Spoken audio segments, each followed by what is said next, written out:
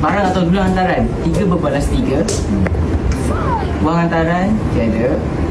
Mas kahwin saya berikan kepada Amelia sebanyak RM50,000 dan saya dah transfer dekat dia. Boleh tanya dia? Boleh tanya dia? Okey.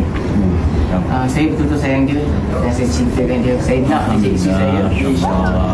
And tarikh pernikahan kita orang pada 15 hari bulan 8 2026, lagi 4 bulan. Lebih exact dalam 3 bulan lebih lah. Di rumah dusun Pasir Putih. Yes. And jika Abang lihat dekat cincin tu, dia ada 7 cincin. Tu semua ada maksud dia, ada makna dia. First cincin is cincin berisik. Second is cincin tunang.